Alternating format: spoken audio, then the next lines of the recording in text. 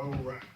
Praise the Lord. Thank God for blessing us to assemble again. Yes, sir. Praise the Lord. On the Sabbath day. Praise the Lord. God is opening understanding even more. We're going to work on some fundamental teaching today. Some things that have been brought to our attention, even we look at things like this, some things that went there's growing up, and we're growing up in different settings or whatever, church setting you grew up in.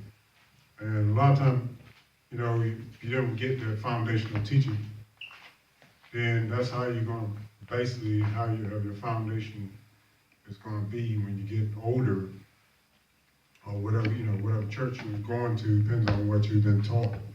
It's the only thing you can build upon as far as what you might call Christianity. But if you wasn't really taught what you need to know for a foundation, then it's going to be a shaky foundation. So what that means, basically, when the storms come and things, and you start going through stuff in life and everything, and if you don't have the right doctrine, that's going to be problems. You're not going to be able to be established in something. If there's no truth into it, when the tests and things come, and when you start going through stuff, it's going to be shaky because you don't have the right foundation. And that depends on what you were sitting up under. So, it boils down. So, everybody have a different setting. Some people didn't grow up in any setting. So, but today, we thank the Lord for opening our understanding. Because we can say, as me growing up in a Methodist, very traditional Methodist church, and basically you can look at it like this.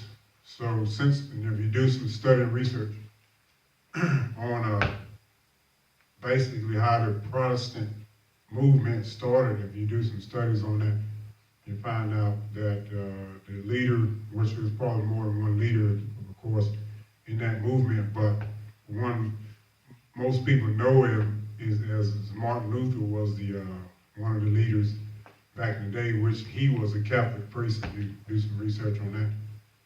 But that broke away from the Catholic Church, and I understand he endeavored to translate the first scriptures into German, as far as what I understand.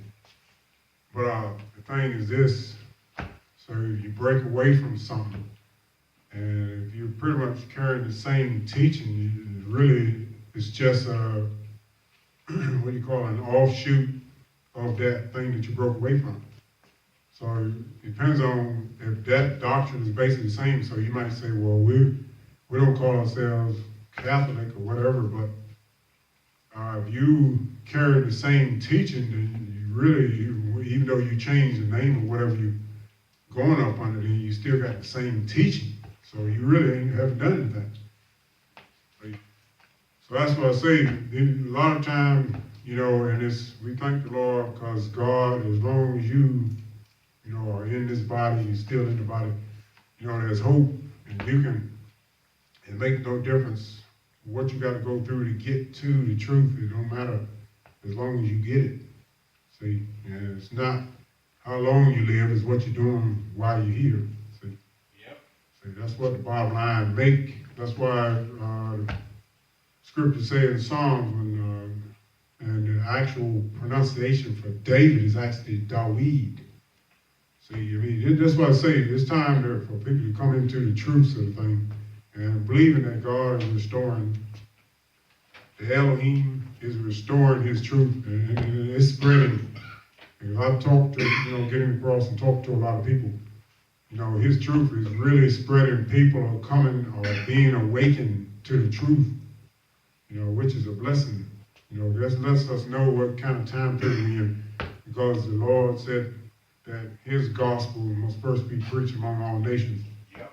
And then the end's going to come. So, and his truth is spreading across. And I'm talking to people, I get across and talking to people on a daily basis. People's eyes are coming open to the truth. those that want to see it, and those that don't are just going to remain in darkness and then remain in falsehood. And that's when the Lord was telling his disciples, he said, they be blind leads to the blind, that both is going to go into the ditch. It means you're going to the lake. See, so it ain't no escape. It ain't no, well, that's your belief, that's your interpretation, that's your view.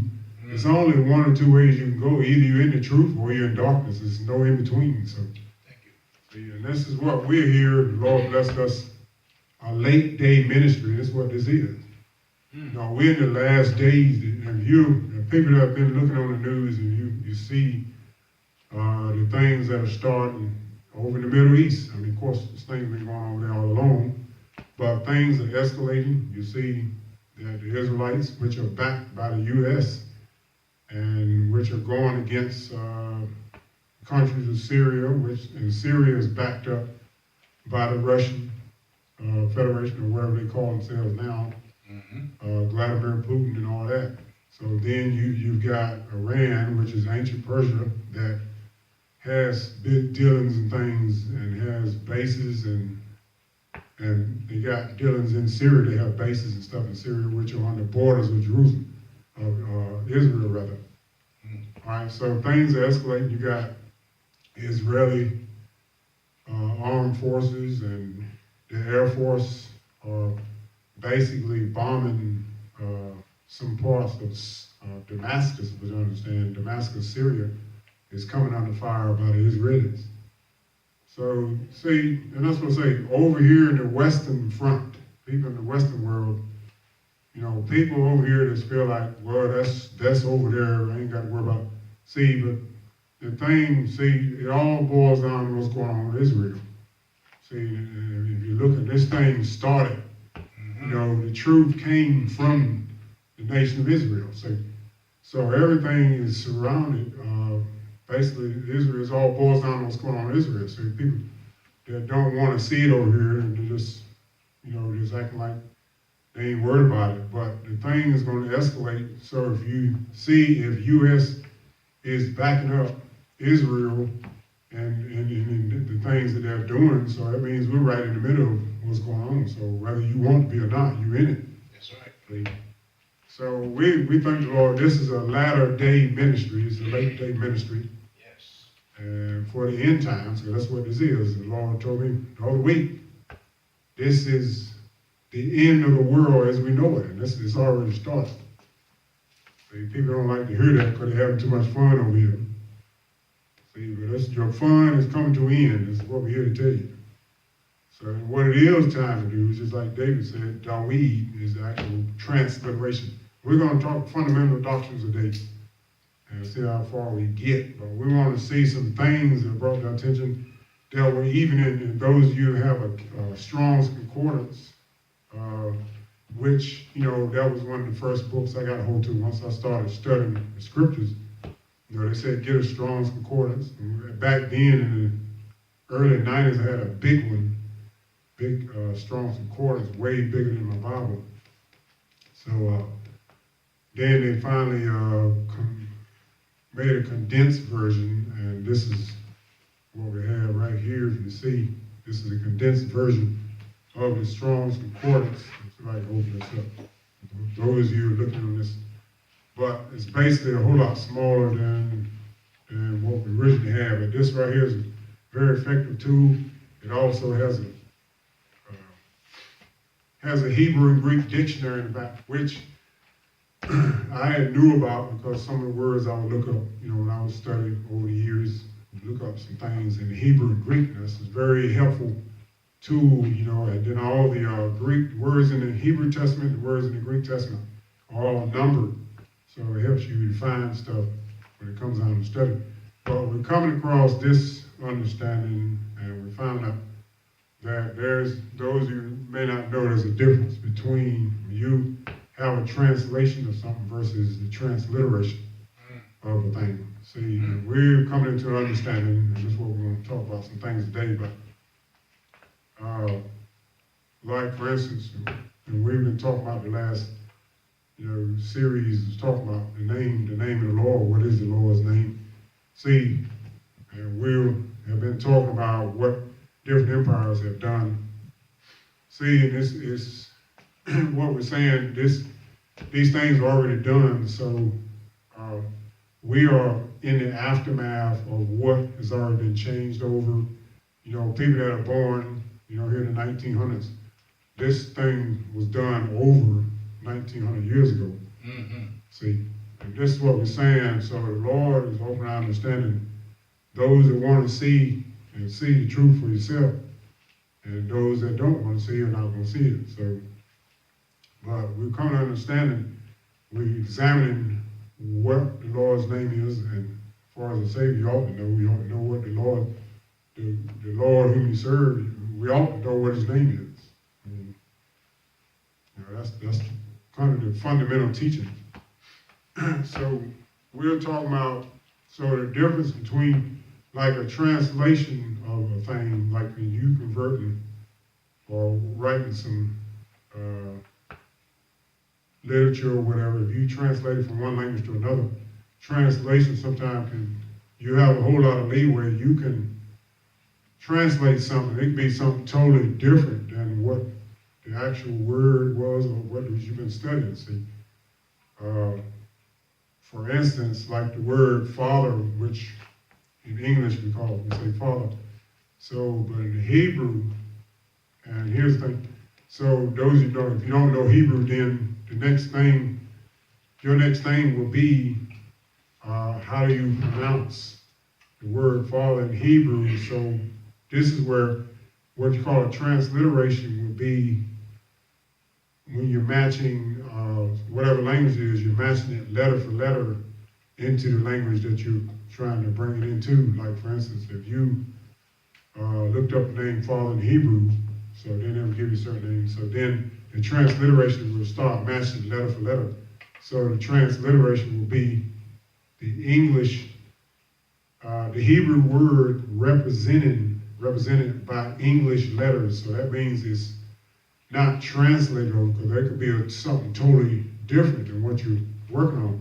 Mm-hmm. It could be a whole different sound and everything. So you could, seriously, and here's the thing, what we say, as far as the translation, you could be thrown way off, because it gives you a lot of leeway when you're translating something from one language to another. There's a lot of leeway in there, because you can just put, well, in this language it means this, and then you say in this language it means this. And it could be something totally sound different, something spell a whole lot different. Mm-hmm. Like the word father, for instance, in Hebrew, when you transliterate the word father from Hebrew to English, it gives you the word Abba, which is A-B-B-A. See, that don't sound like father, which is a translation for the Hebrew word for father. See, but the transliteration will be Abba. Mm-hmm. See, so this is what we're saying. So what you're doing when your transliteration is going to give you the closest thing to that actual language that you're working on. That's going to be as close as you can come. So you're matching it letter for letter. Like you say, okay, in the Hebrew, this will be an A. When you get their words down, the different letters they have for their vocabulary, then you say, okay, wherever this means an A in Hebrew, then you say, okay, in English, this is our A. So you're matching it, so you're really not going to lose the sound or pronunciation of that thing. Okay, so this is what we're working on. We're working on some things, Lord, open our understanding. Mm-hmm. So this leads us to this. When you work on what the Lord's name. So here's what you got to decipher through. Okay, so now this is what you got to find this out in the Old Testament, what the translators did. And like I said, what I understand, there are these 28 manuscripts. Some of them haven't even been studied. There are 28 manuscripts or so.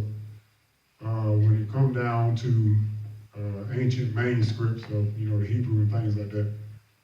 All right, so what the translators did and what we were saying, some of these empires did, the translators, during the time, understanding when the English was doing the translators under the King James, which he authorized the translators to, under his authority, And some people got the wrong concept of that. They think that King James didn't write the Bible. I mean, he was the king, and he authorized the translators to do the work. That's what that means. So here's what we're talking about as far as the translators, what they did. Now, when you go, this is a fact in the Old Testament, when they were translating the Hebrew over to understand one of the main scriptures called the Greek Septuagint, which is dealing with, supposed to have 70 translators, or scholars rather, that translated the Hebrew, and they supposedly all separated themselves, all in different places, and started translating from the Hebrew to Greek. All right, so here's the thing where you had, like say, some of the Masoretic Jews, scribes, these type of people that were in authority to deal with this stuff. So the Lord's name, when you saw a lot of them, and this is proven to be true, one of the emperors, Hadrian, I think it is, which was one of the crueler emperors of the Romans, he actually put people to death for speaking the Lord's name out in public. This is a fact. If you do some research on it, I think it's Emperor Hadrian was one of the emperors that did that under his rule, that nobody could pronounce the Lord's name in public without being punished, and that's crazy. But these things happen, these empires. So during the time when the English translators under King James, be advised that the Hebrew, the Roman papacy was still in charge. They were reigning from anywhere from 538 to 1798, so which covers, that means they were still in power when these things were translated. So here's what a lot of the Jews did to protect the name. Some of these scholars, the scribes and the Masoretic Jews and things, what they did to protect the Lord's name, they substituted and put Adonai for, and this is a fact, if you do some research, you find this out. What he did, they put Adonai for everywhere where the Lord's name, what we call the Tetragrammaton, which is the Yod, Hey, Wav, Hey, which is the 4 letters of the Lord's name, because it appears, and this is already a fact, this is proven, it was written, the Lord's name, the Tetragrammaton appears in the original Hebrew text over 6,800 times. And this is a fact. So we've been doing some research on this. So the Lord wanted you to know what his name was. So that's obviously, if something was written 6,800 times in the ancient scripts, then obviously the Lord wants you to know what his name is. So a lot of the scholars, what they did to protect the Lord's name when they went through, like for instance, some of the captivities when they were under the Syrians took over in a certain time frame, then you had the Babylonians took over. So to protect the Lord's name, a lot of them, what they did when the scribes and things in these scripts, they replaced the Lord's name and put Adonai, and then when the English translators coming out and translated, so they were actually translated from the word Adonai. That's why they put Lord everywhere where the Lord's name was. They said the Lord. So, because they were translated from the word Adonai, and the word Adonai was put there by some of the ancient Jewish people and scholars and scribes and the leaders of that day to protect the Lord's name. So it was a cover-up, and this is proven to be true, right? So what we're talking about, so the Lord's name was protected, so they replace the Tetragrammaton, which is the Yod, Hey, Wav, Hey, which is the YHWH, right? They protected the name and replaced it and put Adonai in there everywhere with the Lord's name, which appeared over 6,800 times in the Old Testament. See, this is what happened. So then when the King James translates and things under that time period, when they start translating it over from Hebrew into Greek, and then from Greek to English, so you see that the Lord's name had been replaced, it had been covered up by the word Adonai. See, this is something we got to know. All right, so now what the Lord is doing is restoring his right name, what originally was there in the beginning, see, which got covered up and was protected, which sometimes you can't faultly blame some of the Jewish leaders for doing this in order to not have the Lord's name to be defiled. So they protected it by putting something else there. But like I said, what that did, it actually throwed everybody else in the later generations. It throws you off. You don't know what the Lord's name was. So now the Lord, and this to tell you what time frame that we're dealing with. So now the Lord is restoring, and there's books. There's a scriptures book called, some of you may be familiar with, it's called the Hallelujah Scriptures. We have the Sefer Bible. Matter of fact, I'm getting a copy of the Hallelujah Scriptures too, as well. So the Sefer Bible restores names and places for the ancient Hebrew. So it takes it back out of the name that was covered up. It takes it back out of that and puts it back into the original. See, so you know what the Lord's name was. See, you can't build upon the foundation. If anything, you got to have the truth about it. So that's it. So the Lord is doing that. Those of you that want to see, and those of you that want to stay in darkness, then that's a different ballgame. But the Lord is opening people's understanding to the truth, those that want to know. See, and that's a fact. When you research these things, you'll find it out. So the translators, you can't say that they were wrong, but this was done by some of the ancient Jewish, the Masoretic Jews that protected the Lord. They didn't want the Lord's name to be defiled. And it was a sacred name. That's what they did to protect it by putting and substituting where the tetragrammaton was and put Adonai, which means Lord. That's what that means. So then when the translators got it, and so they translated it from the word Adonai. That's why you see Lord all through the Old Testament and a lot of the English versions. That's what you see, Lord or God. So even God wasn't called God, it was called the Elohim, which is the transliteration. So he wasn't called God. He wasn't called God. See, those terms are generic terms. Those terms which were used by a lot of the pagan empires. When you call somebody Lord, a lot of times they might call a leader in the Roman papacy or in the Roman Empire, they might call him Lord out of reverence for what their position was. See, Lord. See, there's a whole lot of people called Lord. So then there were pagan gods. You had different gods that worship. This is what we say. We are in the aftermath of what they've already done. The days of the week have been changed. The months have been changed. All of this stuff was changed by the papacy. And people don't want to believe it. We are in those days. We're already in something that's already been changed over, right? A lot of these, they were sun god worshipers and everything. So they named the days of the week after the different gods that they had. See, this has been done. It's already been done.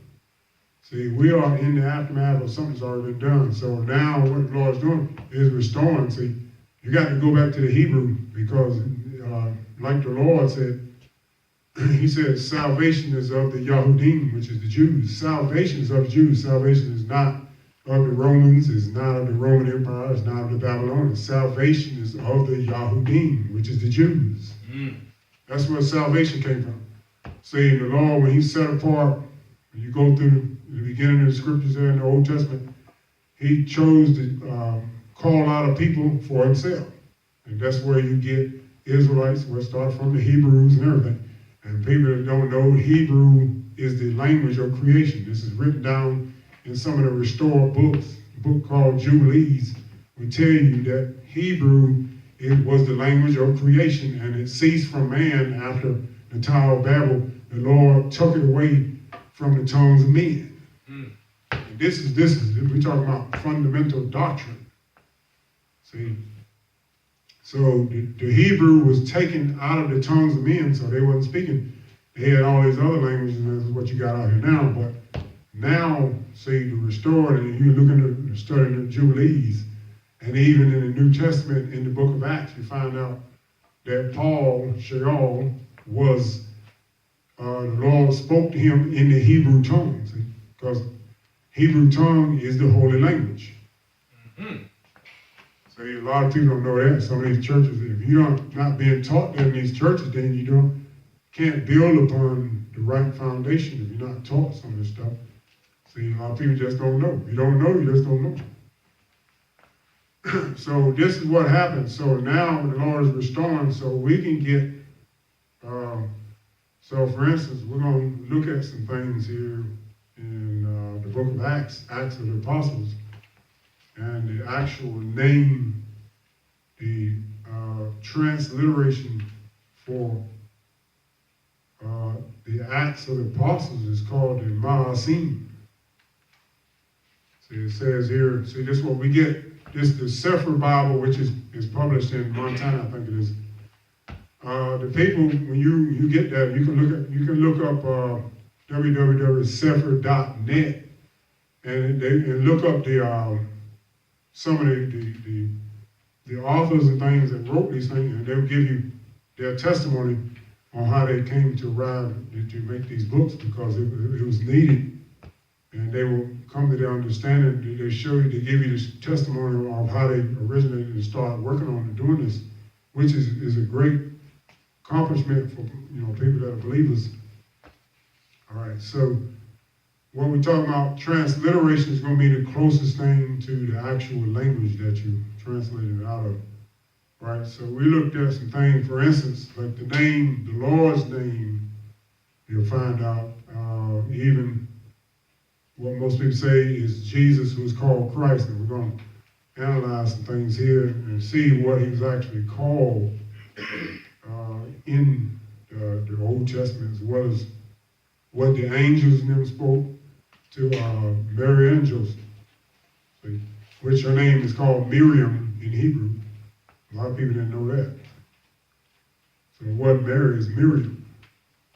All right, so this example says here, this is Acts, this is Peter or Cephas, which is on the day of Pentecost, right?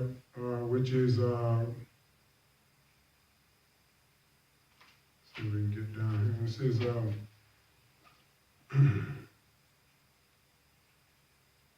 all right, so we can start when it says, when Peter started speaking, Cephas started speaking in verse 14, what they say in Acts, or the Maasim is, in Acts, Maasim, the second chapter, verse 14.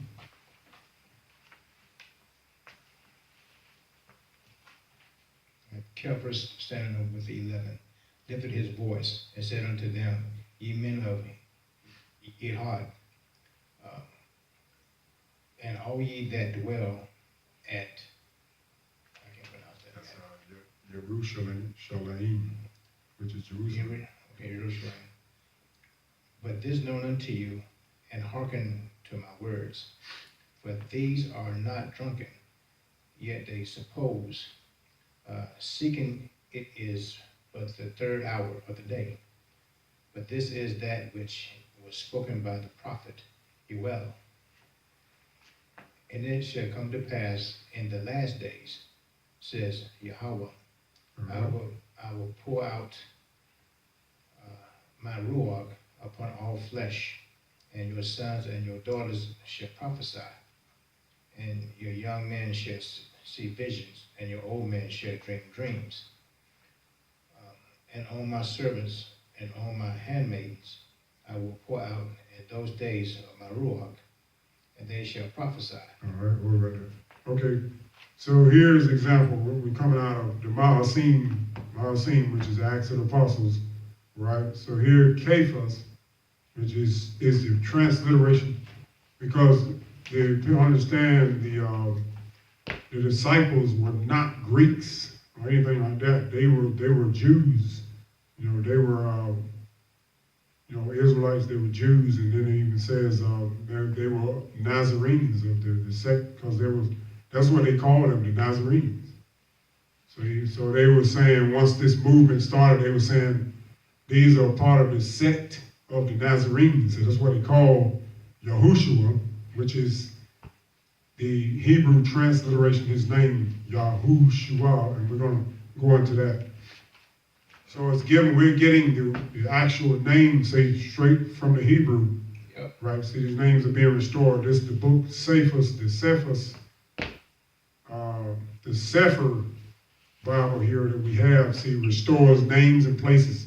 We give you the actual names of the people and the places like we just spoke about. And people that don't know, like we were saying in the last couple of segments, that in the Hebrew there's no J in the alphabet whatsoever. See, so that means, see, that's why I say if you translated something from Hebrew to English, then, and especially when it comes down to the name, see, you can get something totally different than what the actual name was. See? And this is what we're saying, the name, and we're going to look at some things if we get a chance today, if we get time, that we're going to look at the Savior's name is what we want to analyze and look at. See, because the Savior's name had, the Father's name was in that name. See? Mm-hmm.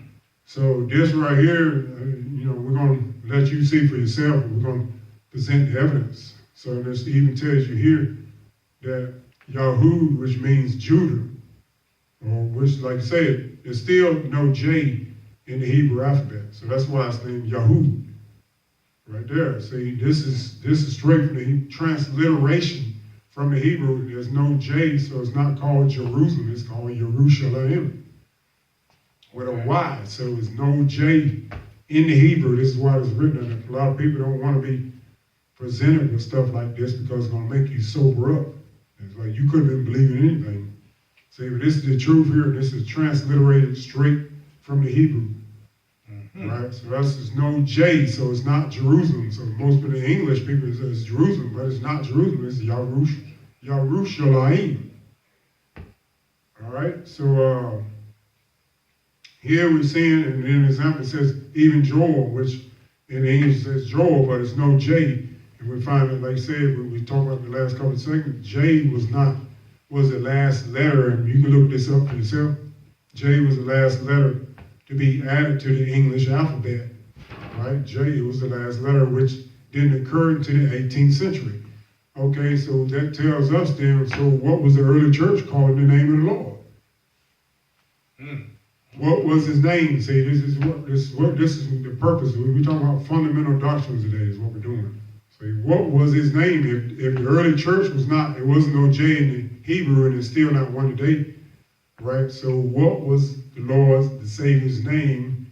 What was the early church calling the Lord? Is the question. So they didn't know anything about the name Jesus. That's late.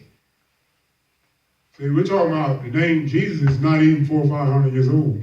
Do some research. People say, what? You know, it's shocking, but you know what? It's time for people to wake up.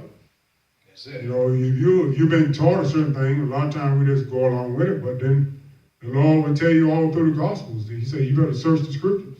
That's it. That's right. So he's telling everybody. So, I mean, if you leaving your soul into the hands of somebody else because somebody told you something, then, okay, so when we all stand before the Lord, then what are you going to say? What's going to be your answer? Because it's not going to work. Because he told everybody to take heed that no man deceive you. And that's the first thing he told you them in Matthew, which is the transliteration from Matthew. He told you in Matthew 24. He told you in Luke's Gospel, which is, I think he told you that in 21st chapter of Luke. Told you in the I want to say the 8th chapter of Mark. This is what we're talking about. So Matthew, Mark, Luke's Gospel. That's the first thing he told them concerning the end time. Luke 21, I think it might be Mark 13, and Matthew 24, which tells you concerning. He said the very thing. He said, "Tell us when should be these things be, and what should be the sign of their coming." And when the end of the world. So he said, the first thing he said was, take heed that no man deceive you. Because many shall come in his name. See, so here's the thing. We got to find out what is the name, what is his name. That's right. See, so if you get a good understanding of what his name was, you can't be shaken. That's right. See, so that's the first thing we got to be aware of. Okay, what is his name? So he said, many shall come in my name, saying I'm Christ. Which is the Greek form of the word Messiah. And if you look up, even in the Strong's Concordance, you look it up. Look the word Messiah up because when if you look at when the disciples found the Lord, they said, "We have found Messias." And in the English, it would tell you which would be interpreted Christ. If you looked it up in the Strong's Concordance, in the Greek dictionary, it would tell you, it refers you back to the Hebrew. And I believe it's, let's say it's 3091 in the Hebrew dictionary, because they're all numbered. It goes back to, and then they tell you that Messiah means Hamashiach. That's what we're going to get down to in a minute. But here's the thing what we're saying about the Lord's name. So we just said earlier that if the scribes, the Masoretic scribes, Jews and whatnot, if they put the word Adonai in place in order to protect the sacred name of the Lord, and they done this, it could have been done in honesty. I don't know what the purpose of doing it, I can understand that if you're trying to preserve truth and things, and you got to protect it. That's the way they did it. So when they put these things, they put Adonai everywhere, which is 600-800 times, where the Lord's original name in the Hebrew is written down, the tetragrammaton, which they call it, Yod He Wav He, which is the YHWH. Okay, so here we're saying, we just read and hearing that verse 16 was saying in the Maasim, said that this is that which was spoken by the prophet Joel. We just said it wasn't a J in the Hebrew language, so that's where you get Joel, which is the transliteration for his name, Joel. And matter of fact, let me see if I can go back to the Old Testament on that. Let's see.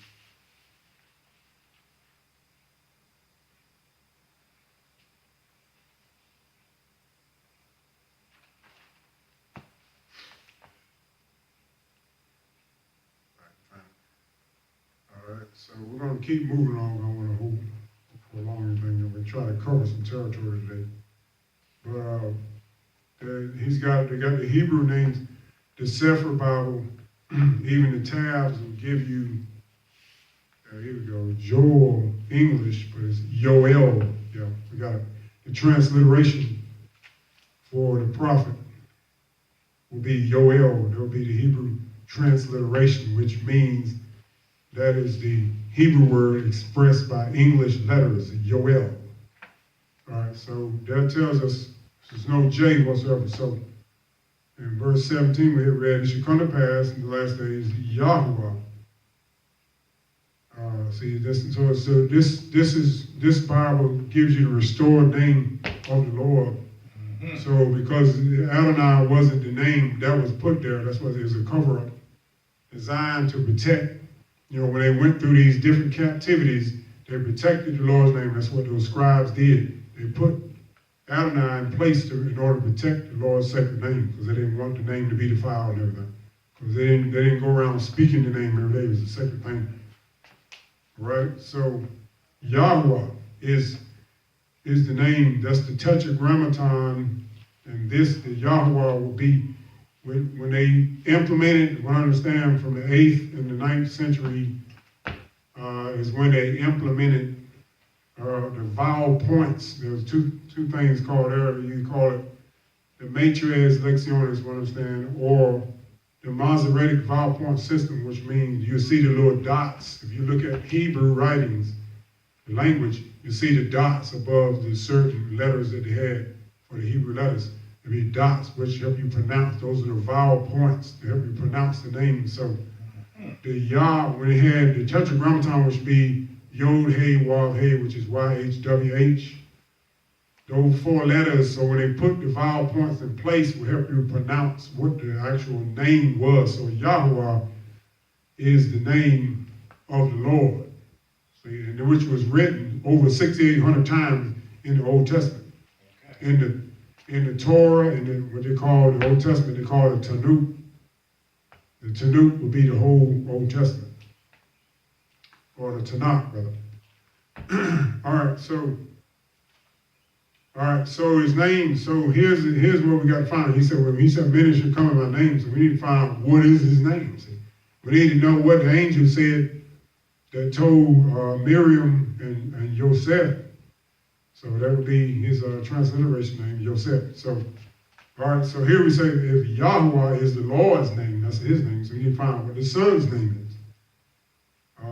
So if we go down, where do we stop at? Stop at verse 18. Okay. Start at verse 19, right?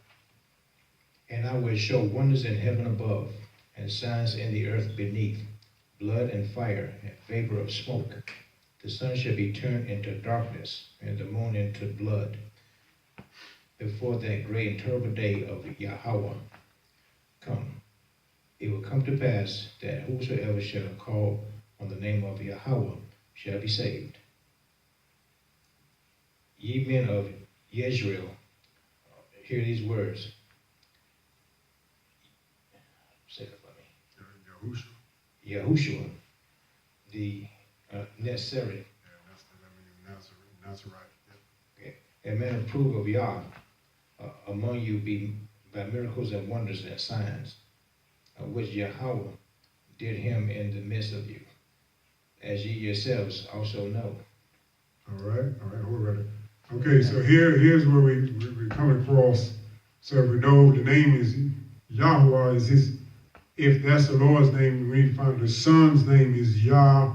So you notice the Y-A-H, first three letters, is tied up in the name of the Savior, which means Yahusha. This says Yahusha. We said it's actually pronounced Yahushua, right? Which goes back to the what the English version would be Joshua. His name was Yehoshua, which he was a type of the Messiah. See, so but we were saying Yahweh, his name is tied up in the name of the Savior, because it means that Yah is salvation, has become salvation. See, this is it. So we get fundamental teaching. Notice this is the transliteration of the Savior's name. Transliteration is about close as you can get to the actual language. So Yahushua of Netzari. See, and that's the transliteration for Nazarene. He was a Nazarite. That's what they call their disciples. And when they started their ministry, they called them the sect of the Nazarene. Nazarene. That's what they were called. They weren't called Christians. So we get some fundamental teaching here. They call them the sect of the Nazarene. See? They weren't called Christians. Their term, here's another thing. Those terms are late terms when it comes down to Greek transliterations or Greek translations or whatnot. When you translate it from English out of the Greek text into English is where you get all this. Because Christos and all that, that's Greek. Jesus is Greek. Stuff, that's not Hebrew. All right, so if you examine the Hebrew and see even the transliteration, isn't it? You'll say there's no way you can get the name Jesus out of Yahushua. I don't see how you can get that. See, and you can just look at that. If you was just a regular scholar and look and says, okay, if the Savior's name is Yahushua, how do you get Jesus from Yahushua? See, and that don't take a scientist to figure it out. You can look at that and say, well, that's not even nowhere close. Well, one, there's no J. Two is where does the E, G, and then they have a asterisk right there, S-U-S. Well, how do you get that from the Hebrew word Yahushua?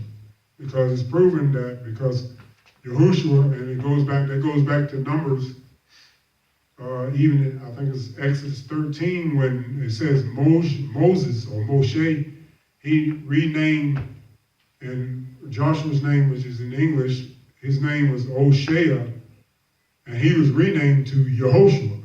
That's what his name was. He renamed Joshua, the English term, he renamed him Yehoshua. Right? So then, which he was a type of the Savior, because just like Yehoshua in the Old Testament led them to the land of Canaan, into the land of promise, the Savior, which actually, like I say, the law having a shadow of good things to come. So Yahushua is one that leads people into the promised land, which is the kingdom of God. So, all right. See, that's what we're talking about, similarity, likeness, and comparison. So we have to see the Savior in Yehoshua. So if his name is called Yehoshua, how do you get the name Jesus from Yehoshua? I don't see how you get it. See, so we're talking about fundamental teaching. All right, so then we'll skip down for time's sake. And even when it says the word Yah is a contracted form, is the shortened form for the Lord's name. If his name is Yahuwah, then the contracted form will be Yah. See? And that's why it says in Psalm 68, by his name Yah, he's going to ride upon the heavens. His name Yah. When you say hallelujah, his name is in there. All praise to Yah. Y-A-H is at the end of that. But then you get the English form and say it's actually spelled J-A-H at the end. It's supposed to be Y-A-H because it wasn't no J in the Hebrew. So hallelujah, you're saying the Lord's name, the contracted form of the Lord's name is in when you say that praise word, hallelujah. Mm-hmm. Yep. All right, so we're going to skip down for time's sake. And so we were saying about messiahs, which is this is in the Greek. If you look in the Greek dictionary, or the Strong's Greek dictionary, it will take you back. When you look up messiahs, the name, I think it's pronounced in the Greek, would be Messias. So if you look back, it will take you back to Hebrew 30:91, which will give you another whole different name. So we're going to go down, skip down. It says in verse 30, still talking about the Messiahs, which is, so what did it say in 30? Therefore, being a prophet, and knowing that Yah has sworn with an oath to him,